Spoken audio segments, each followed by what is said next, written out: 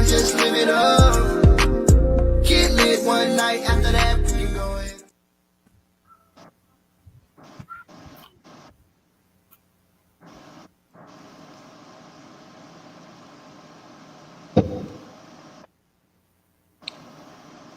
IkonE, you on mute, man.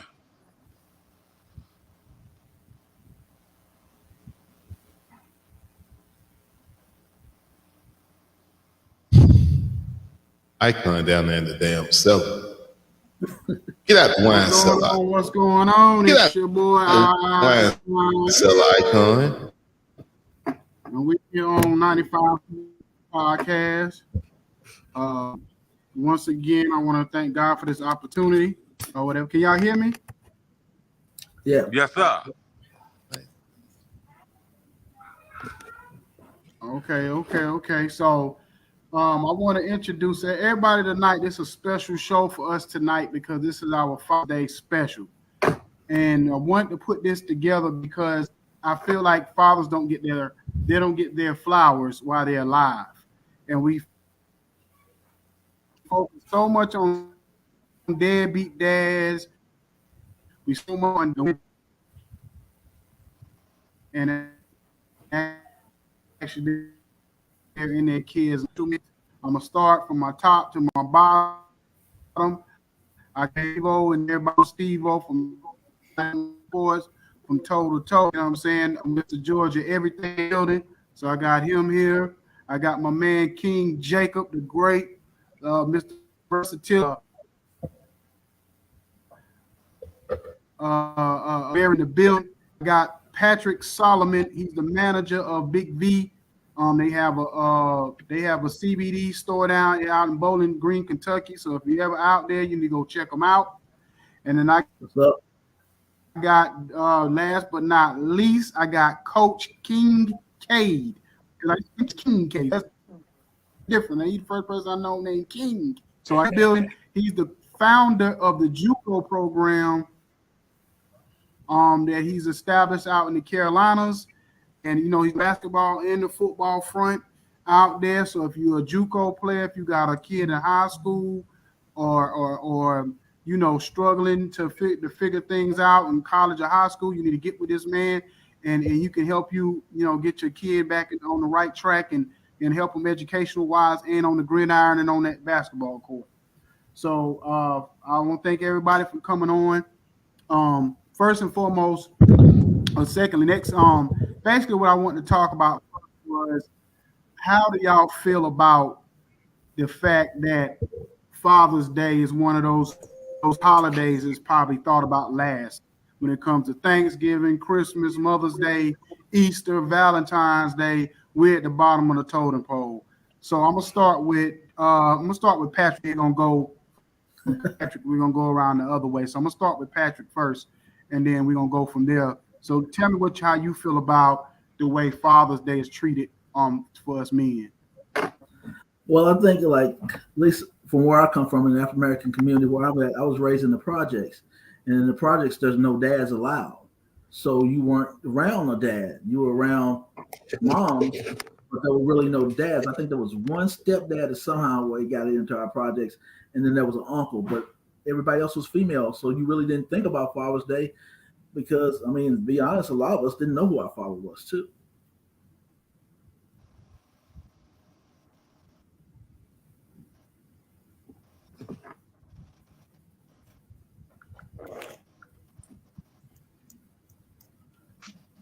Wait on me. Okay. Okay. Well, yeah. Go ahead, kid. Go ahead. I think I'm on the flip side of that. I grew up in a 2-parent home, born with a silver spoon in my mouth, so I was spoiled. In all actuality, I saw a different side just because a lot of people don't know this, but I was adopted. Me too. So, and I was brought into an older family, which they showed me a lot of love, and unfortunately, you know, my father died when I was 13. My mother died when I was 17. So I lost them at a very young age. And I had to get out there and kind of learn on my own how to be a man, what it was like, and so long story short, I do feel like we take second place when it comes to holidays, because even with even with the gifts, man, we get the ties, the and the cologne, and we get the bad end of the stick, actually. So that's kind of how I feel about it. But like I said, I see it from a different perspective. But at the same time, it all revolves back to what Patrick was saying, So I just brought it from a different perspective.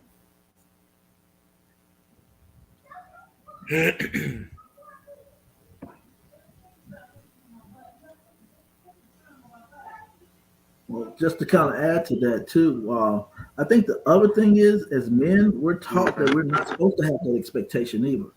That we suck it up, everything's okay, we're fine, so we accept whatever comes, and we're supposed to be okay with that. So that's the other part of that.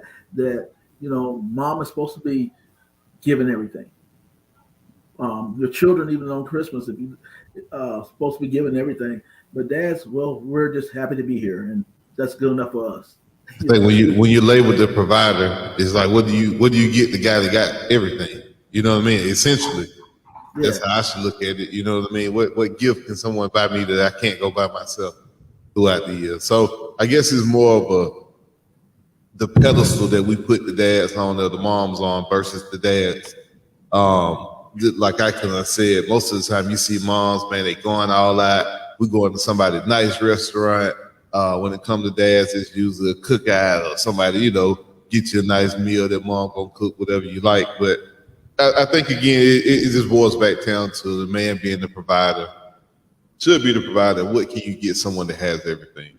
But being a father myself in a 2-parent household, I raised in a 2-parent household most of my life. I was raised by my grandparents for the early portion of my life till I was like 9 years old. So again, nobody ever really brought my granddad a big gift. You know what I mean? So I always had the expectation that the man was just supposed to, get the ties, the cologne, the dinner, the meals, and that was just the expectation that was just set to me at a young age. And my granddad just rolled with the punches. I never heard him complain or say anything about it. So it's just to be expected. With my grandmother, he bought new cars and she get flowers at the job, all kind of extravagant stuff he had to go all out the way to do. But I think it's just an expectation, man, from a male and king of the jungle, king of my household, king of my castle. I would like to see a little bit more emphasis on Father's Day, especially for the ones that are there and doing it day in and day out, because it's not tough. You know what I mean? We do make it look easy sometimes, but you have a lot of times where the man, no one asks the man like how he's doing. Everybody's worried about the kids or the children or the wife, and we kind of come last in a lot of situations. But what can you do? That's how I kind of look at it, right? What can you do? As long as everybody else is happy, generally we're supposed to be happy. So, what you got, Jay? You on mute? Can't hear you, my boy. Dallas Cowboy fan. You got anything? Give it to him. Okay, why don't do that? Because I come to do that. Raising a household and watching my father be that hand, grooming other people's kids as well, and when we look at the list of holidays, and holiday number 27, like. So has society set this up in a way where the fathers are really not valued, or is the father just they just a father?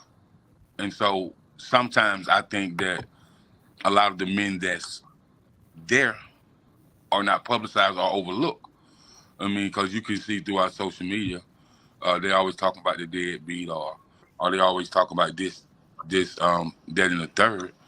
And we just there. And like you said, Steve, they don't have any high expectation for us. So, we get the ties and whatnot, the ties and the bow ties, and the cologne.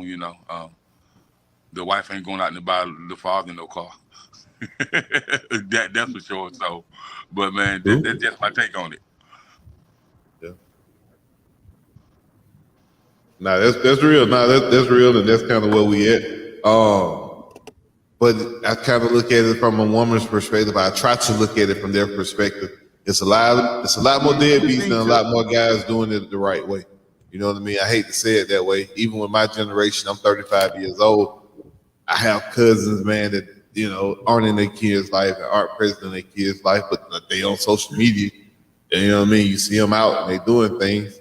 So it's two sides to it. You know what I mean? Yeah, we want to say the women don't praise them enough. Yeah, we want to say the women may not go all out for them enough, but it's also a side of that where it's not enough of us doing what we're supposed to do by these kids too. You know what I mean? It's more of us not doing what we're supposed to do by all of our kids than it is us that are doing it. So it's two sides to it, man. I'm always a devil's advocate, Jay. You know that, man. Yeah, I know. I But play the devil's advocate. I play both sides because you got to look at it that way too. But the ones who are there, they definitely should be celebrated a lot. Well, see. That's the thing, though. That's the thing, Steve-O. We not focusing on the deadbeats today. Yeah. We focusing on the men that do right. And if they don't get those, the men, the little boys that don't do right by their kids, we not worried about them this weekend. This weekend is about giving the flowers to the men that actually do right in their kids' life. And it's something I told Jacob earlier today. I said the thing about it is I commend people like himself, who's an uncle daddy, who men who have step kids, because it takes a real man. It takes a different type of man to want to take on other people's kids too. So I get those type of deals too. And I know, I'm a stepdad, even though of course, I'm a dad, but he not, my first son wasn't my biological, but I took on that responsibility when I took on, when I took on. And so I also got to commend those men. And I look at people like I said, like Jacob. I look at a Ricky Smiley. If you know kids, people he wasn't even related to. He took on their responsibilities when they fathers things of that nature. So that's what I'm focused on this weekend is this why we whatever. And I seen something the other day where on Facebook where somebody said,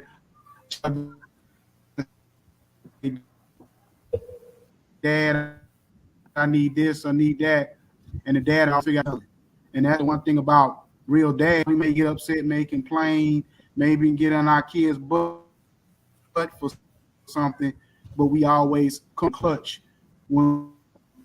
All right, son, you chopping up real bad. You know what I'm saying? Got to do if we got to work 3 or 4 days, we got that. You know what I'm saying? What you say now? You chopping up real bad. You got to get out that wine cellar over there. You chopping up real bad. You got to get off over there. Good God Almighty, bro. You chopping up bad, bro. For real. All right. And every time I cut my camera on, my junk started freezing. So, but yeah, no. I wasn't trying to take the focus off of the guys that do right, man. Trust me. I know so many guys that are doing right who, like you said, deserve to be celebrated. But at the same time, do I want my wife going out? Jacob, you know me. My wife ain't finna buy me the kind of car I'm gonna go buy myself. She ain't gonna go buy one over what I want to drive. So do I want my wife going out and buying me a car? No, not really. You know what I mean? Nah, but I understand. Because you might trade in the next day and then you're gonna get trouble. See what I'm saying? Gonna be an issue. You know it's gonna be a problem. Oh yeah. You know what I'm saying? So I totally agree with IkonE saying though. We definitely got to start celebrating the ones that deserve it. And what kind of ways would you fellas look at, like I said, I don't want my wife going to buy my car, but what kind of ways would you look at Jacob, Coach Solomon, or Coach Kincaid? How would you guys look at wanting to be celebrated in a different way outside of the tradition? I mean, just appreciation in itself, just everybody gather, and come over and be like, man, we coming to celebrate you today. Just like how we do, the mothers, Yeah. And then, I'm gonna tell you something else. There's another population out there that we tend to forget. The fathers that want to be fathers, but the mothers won't let them. Yes, sir. Yes, sir. And it's funny because I just got off the phone with a homeboy of mine that I ain't talked to in years, and he kind of was going through that situation, saying that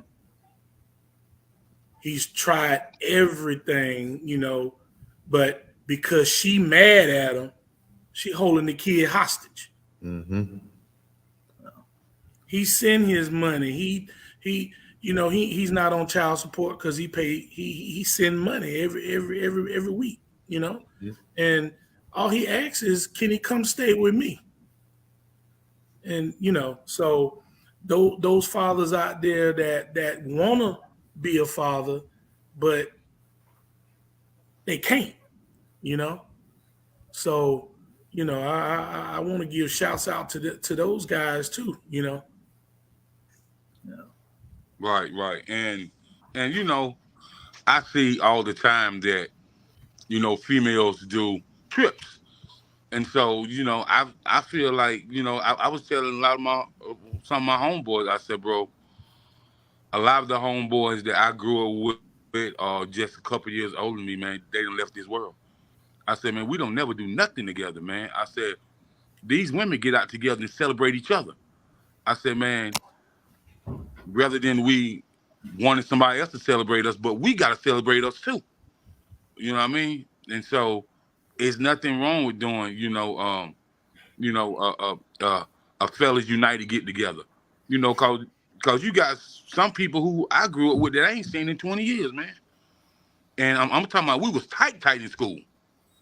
So I was just telling my homeboy, man. I said, man, you the OG, cause you like 5-6 years older than me. I said, man, you gotta put something together. If not, I'll take the lead because people are leaving this world quickly and fast every day, man. And so, we definitely gotta celebrate us. And for those men that go through that, like I tell my homeboy, I said, a child is a child, but a child ain't gonna be a child always. So when they got those questions for the mom and the mom can't answer, it's gonna cut them like a knife because then that child forms their own opinion on why they did it one in their life and it wasn't their dad's fault. And most mothers are not gonna be able to take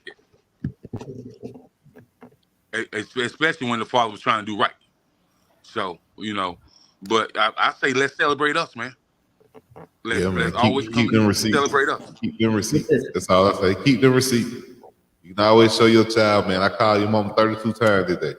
I call your mama 100 times over the weekend on your birthday.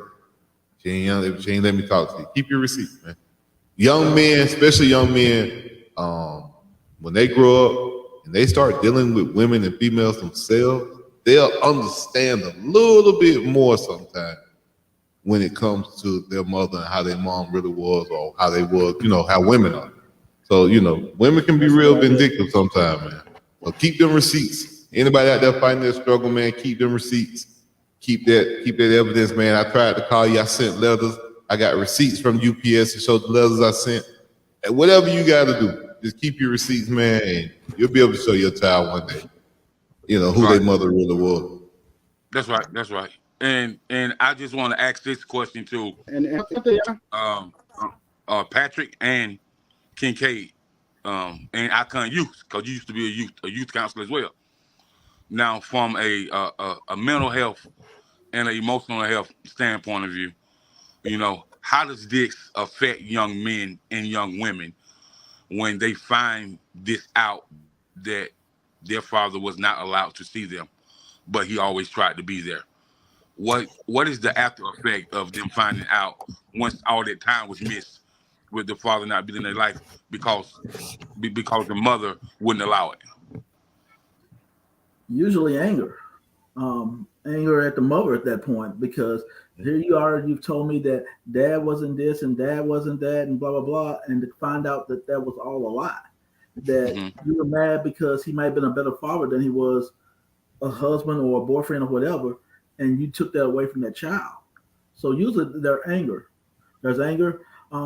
There's problem with identity too that comes with that, because they're like that whole other side of them that they don't know. And if there's other siblings they come encountered with that are doing better than them for whatever reason, it's because they had that lack of identity on that side.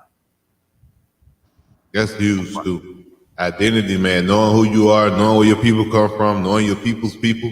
Especially you live in a small city, man. You end up talking to your cousin because you don't know your dad's side of the family. You know what I mean? I got cousins who've had kids with cousins because of that. Because the men in my family weren't doing right, and over here and over there on that side of town. And now two cousins have, made a situation because nobody knew, granddaddy was over there around the corner. So yeah, the identity, man, that's huge. Knowing who you are, knowing where you come from, that's huge. That's huge. I agree as well. So, Brother Solomon, how hard is that with you being a mental health ahead, counselor? Pebbles. You gotta say. So what? Brother Patrick, how hard is that with you being, with your profession being a mental health and you being a mental health counselor? How hard is it to break the cycle so it doesn't affect the child over when they have kids, so it doesn't spill over? Because it's kind of important for them to go through that healing, and as well as you, Coach Kincaid, because you're a football coach and a director of a junior collegiate program, and so you become a mental health counselor, a pastor, a best friend, a father as well. So Patrick, how does that healing process go, or do they ever heal? Yeah, they heal. I mean, you learn to move forward. You have to. There's a concept called radical acceptance. It is what it is, and you hope you finally get them to that point. And then, like Coach Kincaid, I'm an adopted kid. Only I was adopted into a single parent home that wound up in the projects. But what I learned from my biologicals not being there was I was going to be there. So what you tell these kids a lot of times is, look, you can learn from your parents' mistakes as well as what they did right. If what your mom did wrong was keep you and deny you away from your dad, make sure you don't make those same mistakes if you're a young female. And if you're a young male, make sure that you find a way to be there for your kids. Be selective in who you create life with, because if it's a trifling person to start, then they probably gonna do trifling things like keep you away from their kids when they don't get their way. That's not being mean. That's just being truthful. You have to be careful where you leave your DNA deposits. Yes, that's one of the most important decisions you ever make in your life. Who you procreate with. Yes, sir. But just help them through that process of understanding. Lack of that relationship is almost like a death, so to speak. They're going to grieve that lack of that relationship, but you do get to move forward. And in this case, though, there's a resurrection if that father's still alive, and you can actually have a relationship with him. And you just grow from there. Okay. And so, Coach Kincaid, with you being, over y'all a hear football me? program and being a coach, yeah, we can hear you. And with you being a football coach, and these kids come to you with these family issues, these personal problems, and sometimes it's the emotional health is more damaged than the mental health. From your standpoint of view, man, how do you deal with that? Well, I'm gonna tell you, man. Once again, I'm gonna agree with Patrick on some do heal, but I'm gonna tell you some don't. The ones that do heal had the right mechanisms, had the right people in their lives and everything to help them get through, and just also going through counseling. But some of the kids that I deal with, that I've seen, they heal the wrong way, and that's just as detrimental because they go through life thinking about things or kind of fabricating the way they thought it was supposed to be, in which basically their perception was completely off. They were all wrong. I got a kid that told me his mom told him his dad was dead, Wow. alive and well, and he found out at a football game that his dad wasn't dead. He walked up to him and said, "Hey, man," and started talking to him. And at the end of the game, because he didn't want to break it to him then, but at the end of the game, he told him, "I'm your daddy." Wow. Jesus Christ. Now, that boy got all messed up. It was nothing you could really say at that moment. All he could do was the first thing he thought about was getting on the phone and cussing his mom out. Mm-hmm. How could you lie to me all these years? How could you tell me that? So there's two sides to every story, man. And sometimes it has a happy ending, and sometimes I'm gonna be honest with you. All I could do was just talk to him and console him and say, "Look, even though she lied, there must have been a good reason for her. It could have been protecting you from something. So don't jump off the deep end just yet until you hear what your mom got to say." I just kept trying to. Yeah, he'll never understand though, Coach. Unfortunately, until he go through life, go through life himself, and he have something happen to him. You know what I mean? He'll never understand until he has to go through life and say, "Well, I can understand what my mama had to do." Him being in a situation where he has to do what he has to do. I did want to comment on Pepper. Go ahead, Icon. My fault. No, I was gonna say this. I was gonna jump on what King Kane said, because to be honest with you, I went through the exact same thing as that young man. When I was a kid, and I told Jacob the story before, that me and my friends, I grew up in a neighborhood with probably one of my friends out of all my friends had a dad in their life. And we used to go around saying that our dad, we either didn't acknowledge him, or I used to say my dad was dead. And my dad stayed literally 10 minutes from me. But he would never come around. And I'm going to give y'all this quick story. So when I was probably about 15, I played for the rec basketball team. And my dad was the referee. He wouldn't even acknowledge me at the games. And he was refereeing my games. And so it was one particular game where he called a foul on one of my teammates. And I was running up down the court, literally beside him, cussing him out on why he called a foul on my teammate. And my mom was sitting in the stands. And my mom, she old school. Normally my mom would have said, I would have whooped your ass when we got home, but I understand why you did what you did. Because I was at that point, I was at my wits' end. I was frustrated. I had enough. And I think it just all came out at that moment on the basketball court. And my dad didn't even say nothing. He just kept walking away. And the other referee, he was looking like, what's going on right now? But he was just looking. I don't even know if the other guy knew that it was my dad. He just seen me cussing this man out, but he just kind of stand off to the side like, I don't know what to do. You know what I mean? Or whatever. So I understand exactly and it took me I'm going to tell you what happened. So when I got married at the time, we was at my sister's wedding, at the wedding dinner, the pre-wedding dinner. My dad got up and apologized. This was that time, I'm like 23 at the time. My dad gets up, he apologizes to me and my sister in front of the whole wedding party. And everybody, wasn't a dry eye in the house. And I remember from that day, I forgave my dad that day. And he was the greatest granddad in the world. My kids, like, our dad, we don't know what you talking about, because he was a granddad to us. And he was the greatest granddad in the world because of that. So I know, I understand exactly what that young man was going through. And so from this perspective, Icon, and we was talking about, since Patrick is a mental health counselor to this date, and you used to be a youth counselor, man.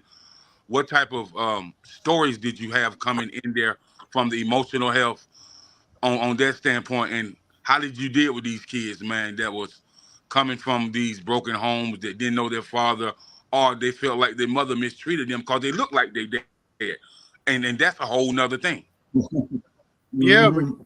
because in those situations, you coming in almost like a father figure to them in certain, especially when you develop a relationship with them, and they look forward to seeing you, especially the men, especially the young boys. They look forward to come to seeing you or whatever. And then a lot of times, and I know Pat can attest to this. We've not only become counselors, we become like the big brother. How you had the big brother program where you take them to the park, or you take them and you talking to them to get them some ice Yeah. cream or something to eat. So you come like a big brother to them or whatever. And then a lot of times what happens is some of the kids, especially when they become teenagers, they rebel on their mom and they hate their mom. Oh, you ran dad off and this, that, and the third. And a lot of times they become the man of the house. You know what I mean? And when they think they're the man of the house, they think they can run the house and do whatever they want, but they don't realize they're still a kid. You know what I'm saying? So those things happen in those cases too. But I've heard so many women tell their 13, 14-year-old son that they are the man of the house. Mm-hmm. And then when they want them to listen to them, they want them to revert back to being the child. And it doesn't work that way. If you're putting this responsibility on his shoulders and telling him he has to do this, do that, he wants all that comes with that. You can't be an adult right now or not go back to being a kid. I see that a lot too. And one thing Coach Kincaid was talking about that I saw was a situation where I know of a guy who the dad wanted to be in the kid's life, but he didn't want to disrupt the kid's life because there was someone else. He was dad, and I don't think the other person knew. So the guy said he would tell him every day. He would always give him money and stuff because he lived around the corner from him, and always ask him, "Did your mama tell you anything?" And he'd be like, "Tell me what?" He said, "That's okay." And he said it went on for years until he finally realized, I look like this man. I don't look like the man supposed to be my dad at all. And of course, that guy was his father, and he wanted to be in his life. But like when I was saying about I think Steve O was saying about some of the complications that come is sometimes mama was with the man that you might thought was dad, but you're not the product of that. The young lady that was on here earlier, I saw her message down to the bottom, was kind of talking about that same thing. She found out that her I'll bring it back up. her dad was actually her stepdad. And unfortunately, I actually know situations where the person, when they found out about the person they thought was dad wasn't dad, they're told another name, and that wound up not being dad either. Mm-hmm. So now that kid really struggles with that identity issue. Right. Mm-hmm. I actually have some kids right now that is in one of my student housing apartments that parents pretty much just I don't know, kind of kicked them to the curb, don't really have a home to go to. And I heard my wife in the background, she was just saying that a lot of them call me dad, the pops. Yeah. Yeah. You know what I'm saying? And I'm a father figure to a lot of these kids. And, it got to a certain point where I felt obligated that I had to keep, because I usually, make these kids pay their rent. But it got to a point where they didn't have no jobs. They didn't have nowhere to go. I felt obligated to pay the rent and try to help these boys out. And they're kind of fixing their relationship now. And that's where they're at now. So my apartment is kind of vacant at the moment. But just to kind of just spin off of what Jacob was saying, I'm a little bit of everything, man. Yeah. I seen it firsthand when I was there. Yeah, you are. So, these kids come from single. You know what? I'm probably going to touch a nerve when I say this, but I really need to bring this up. And I've gotten into some heated discussions with women about what I'm about to say. But you, and no offense to anybody in the audience, I got to put that disclaimer out there to all the women, okay? But Talk about it. you can't teach a man how to be a man. A man can only teach a man how to be a man. Mm-hmm. That's facts. Okay. Yeah, Now, I agree with that. Now I hear a whole lot of women saying, "Well, I raise my children and I teach them everything they need to know." Okay, you teach them everything they need to know from a woman's perspective, Mm-hmm. but you can't teach them how to be a man. Mm-hmm. Only a man can teach. And I have to put this out there: only a good man There you go. can Mm-hmm. teach them. You know, a lot of men kind of teach the wrong things to these kids as well. Mm-hmm. You know what I'm saying? You know, especially giving them that street knowledge, teaching them how to, I mean, some of these kids are in positions where I'm gonna have to be honest. If they didn't have that street knowledge, they probably wouldn't be here. Yeah. You know, you gotta learn how to survive in them streets if you in the streets. Mm-hmm. You know, And you but- know, hey, you know something? The thing about it is as men, we do our kids a disservice by having kids too young, because we babies, we kids trying to raise kids. And I know when I first started having kids, I had no clue on how to raise my son because I was still a kid in my mind. I was still doing kiddie stuff, and I didn't have a father figure. The father figures I had were the men in my life. All I knew they did was work, and that's what I felt like. If I provided for the house, I could do whatever hell I wanted. I could run around in these streets. I can do whatever I wanted. I didn't understand how to be a father or be a husband, for that matter, until I got 10 years into it, till I started maturing.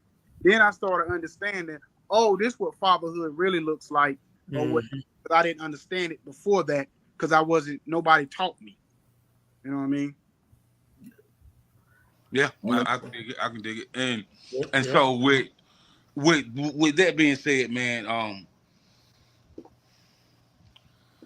the healing process with these kids, man, and you know, cause I hear Patrick tell me all the time. He said, man, you know, I'm on the line with a client, or I'm trying to, get this mother to understand, what the kid is trying to tell them, and not come down on them so hard, and because I know we grew up with a lot of tough love. That was normal. You know what I mean? But man, you can't do that tough love with these children, I mean. These children have anxiety, they have depression, and the number one thing that'll cause them to have anxiety, depression, if you tell them no.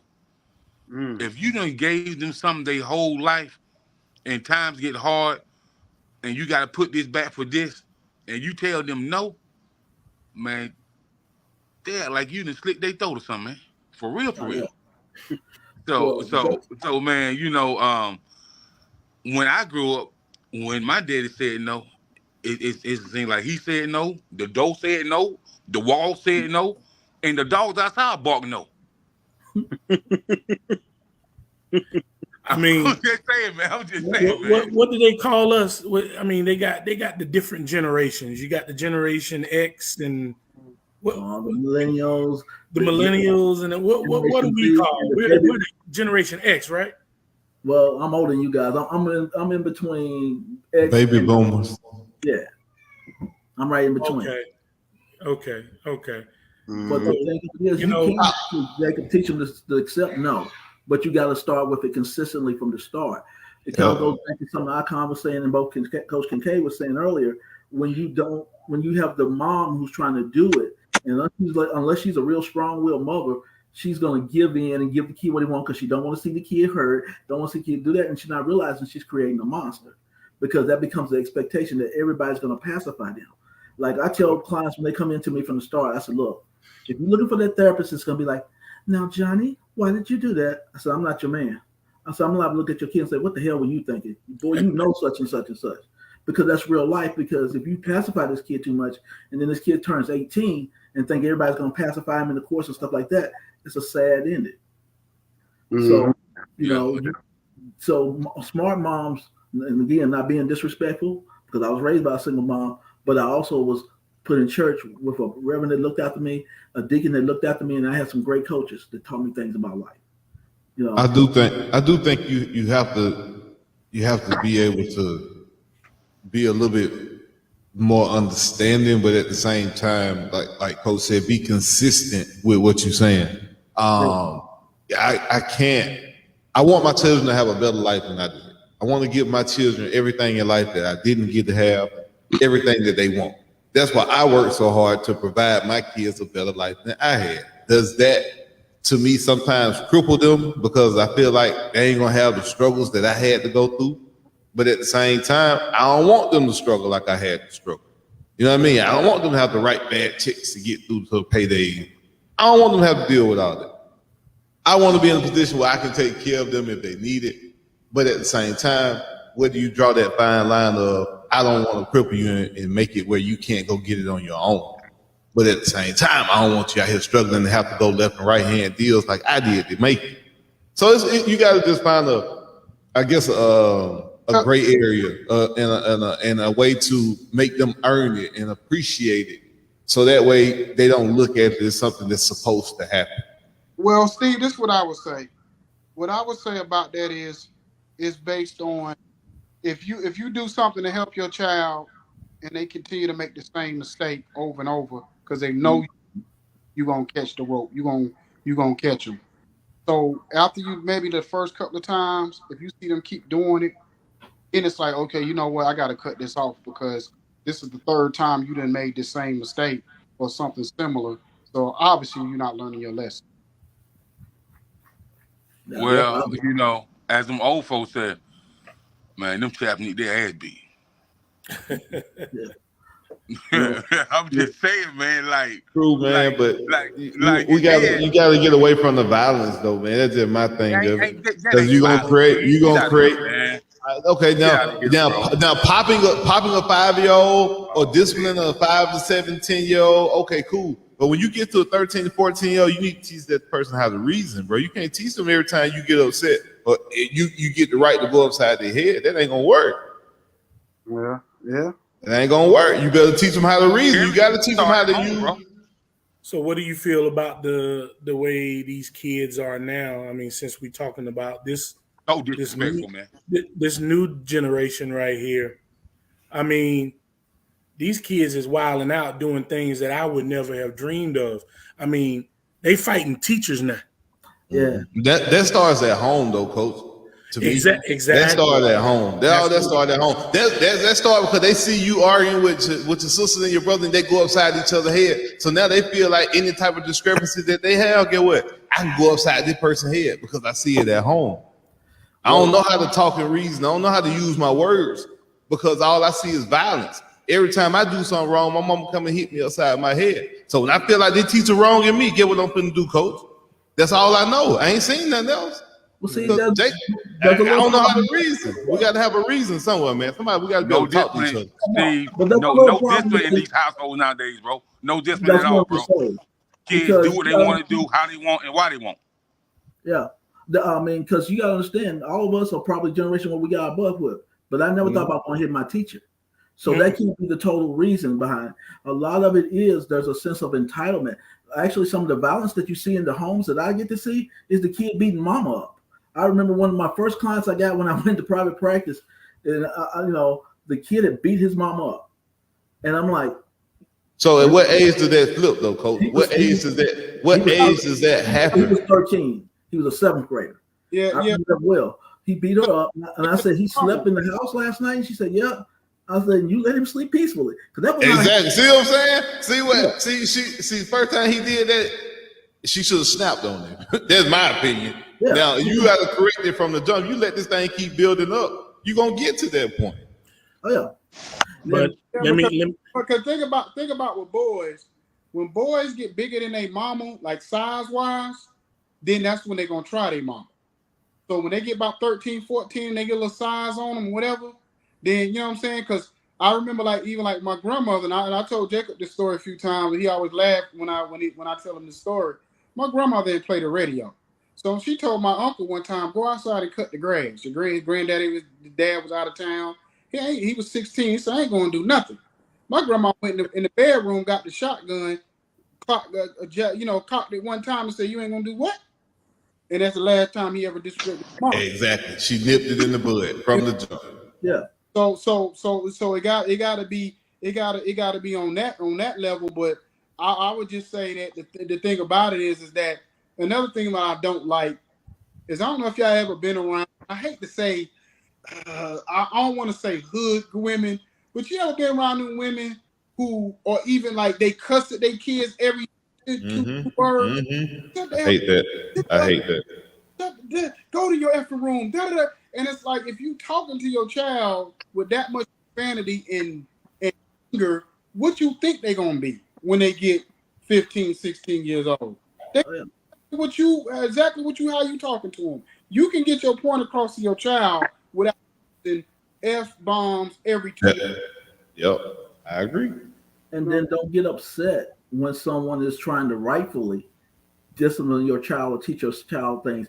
You know, I coach Pee Wee League football and basketball, football and stuff like that. And you get parents that get upset and think, my kid didn't get to play, so my kid, blah, blah, blah. I'm like, your kid had bad grades. And I told you, I didn't care about what the league says. If you ain't got your grades, you're sitting on that bench. And I give you back your money and you keep the t-shirt. I'm telling you. Yep. Take your kid with you.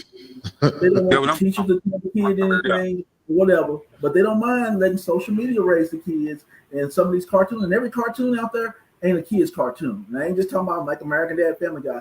Some of these things that are supposed to be really kiddie, when you sit back and listen to it, it teaches defiance, manipulation, and everything else. Even self-mutilation. There was one cartoon that the kid Jeffrey in it. He punches himself in his genitalia. Yeah, man. You got to watch what your kids watching. You got to watch it with them to see what they watching. I agree with that. And keep them off YouTube. YouTube definitely is though. I'm just telling you. But like you said, and teach them how to use words, like how to voice their feelings. Because another thing of it is, as a man, we're not supposed to have feelings. Yep. You can get hurt. Like I always tell my clients, my male clients, men, we're allowed to have two feelings. We can be happy and we can be mad. I said, we don't know what melancholy is, blue or somber. I said, we know happy and mad. So if anything doesn't make us happy, we lash out because it's okay if we're mad. Nobody questions us on that. Yeah. So teaching, like you said, how to communicate. I've heard females tell in a heated argument, tell a dude, it's rather be pissed off than pissed on. Deal with it. Yeah. Yeah, you probably want to leave that female alone, my boy. Yeah. I mean, they just say you're supposed to suck up and go. Don't worry about it. If your feelings, you have feelings, you're supposed to be made of brick, stone, whatever, man. All she care about is your money. Leave her. All she care about is your money. Leave her, brother. She's no good for you, fellas. Leave her. Hey, I'm gonna say this before we get off of here. But I think that's why men we cry more when we get older, and we don't know why we cry. But we held it in through our 20s and 30s. Yeah, true. We can still watch the movie. It got nothing to do with us. We watching the movie. We go to crying. Why am I crying? You know what I'm saying? You know what I'm saying? Like, so that's what that means about older man crying. Or the older guy and really. IkonE, we got to get you. IkonE, listen, you got to do something back to the internet. Lord have mercy. That's all we hear. My iPhone at this point. How you in Atlanta, Georgia, and you got Wi-Fi that terrible? What? Hey, what's going on? How are you in Black Hollywood and you Wi-Fi? Hey, I don't know what's going on, man. It was fun. I'd like to address something that Miss Pebbles, and I agree, Miss Pebbles. She says some young men don't have role models in the home, and the community is not the same to where there's enough men out there in the neighborhood to actually guide them. Oh my God, you hit that right on the head. Because I'm getting ready to do Jake, I'm getting ready to do another community meet and greet. But this time I'm assembling pastors and I'm calling them out. I'm getting pastors and churches within a 2-hour radius, and I'm like, you out here preaching and you saying that you want to help the community, or you out here in the community. Okay, well, I'm finna give you an opportunity to put your money where your mouth is, because we got a lot of boys.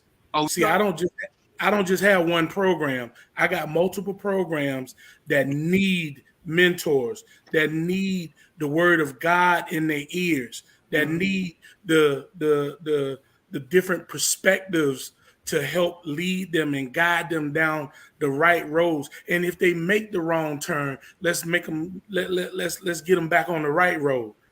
You're right. There are not enough of us out there, but I'm really trying to do my part in the process. So, thank you for that, Miss Pebbles. I agree with Coach, man. And the other thing we got to realize is you don't have to be a pastor to impact these youth, though. One thing I decided when my kids were growing up, we were going to be the neighborhood house, because then I knew what was going on in the house. You know what I mean? And like I would have some of the kids, the male kids from our neighborhood, that would get mad at their mom, come to our house. They'd be like, "Is Ryan or Brandon?" I'm like, "No, blah, blah, blah." Well, can I just come in, Mr. Solomon? And they will come in and go back to my son's room and lay down. And the mama will call us, "Tony there?" "Yes, ma'am, he's here." "Okay, I know he's okay then." Because he didn't. I have a lot of kids that even some of them that had fathers or stepfathers there, the fathers wasn't invested in them. And I realized, like I said, what made a change for my life was the people who were invested in me, the men that were invested in me, my wrestling coach, my track coach, football coach. What weight class you wrestle, Coach? 112. Oh, you a little guy. Yeah, well, I was. But those people spoke into my life. I remember I was going to quit wrestling so I could get a job, and my wrestling coach pulled me aside. He said, "Son, I'm pretty much going to guarantee you, from the moment you leave this high school, you're going to work the rest of your life. You only have this time to do this. That's crazy. And if you start quitting things now," he said, "look around. The people who start quitting, they quit throughout their life, and never been so much of a true statement." Yep. So I tried the knowledge I got from people like a Coach Kincaid and stuff. I tried to instill that knowledge in young men that come around me, whether it be my clients or like the kids who was in my neighborhood. I would take kids, and like if they were terrible at basketball, I'd make them a team. And we'd go out and hack people to death or whatever. But we would go out and I would take them other places and let them see other things other than just our neighborhood. Because that was another thing that opened up for me through sports, was I saw something other than my neighborhood. I didn't know we had a castle in Kentucky outside of Lexington, but because I went to state in a couple of sports, I'm like, "What's that?" Those opportunities. And that's something that even if you don't have any children right now yourself, there's a young man that's gone through life or whatever and took some of the lessons of life that you can start instilling into these other kids, because they're your kids too. Because the best thing to do to help your own biological kid is making sure the kids around them are straight. Yep. We all at that point in life where we listen to that our brother on the corner quicker than we will our father in the house. So if you got them on the same page and you take them under your wing and do things with them and put them in good places for themselves, that helps your children too. Well, fellas, I want to thank y'all for coming on tonight. Really meant a lot for me to do this. I've been thinking about this for a minute. I think I told y'all about this a few months ago that I wanted to do this, and I just want to commend all the fathers out there across the world, across the country, that's doing the right thing by their kids and trying to make an impact in these young men's life. So I salute all of y'all out there. Y'all keep y'all heads up, stay strong, and keep doing what you gotta do no matter what. Happy Father's Day. I hope everybody enjoy their Father's Day. Don't eat too much, don't drink too much, but at the same time, enjoy yourself. But, Happy Father's Day, man. Hey, man, live it up. Don't fix no plates. Make sure they fix your plate. Don't fix no plate. Don't fix your own plate. Don't do nothing. You IkonE, you gonna get you. I tell you what you asked for, IkonE. You know what you better ask for? Don't worry about it. Don't worry about it. All right, y'all. All right. We got the good vibe, got the 42 pouring in my cup.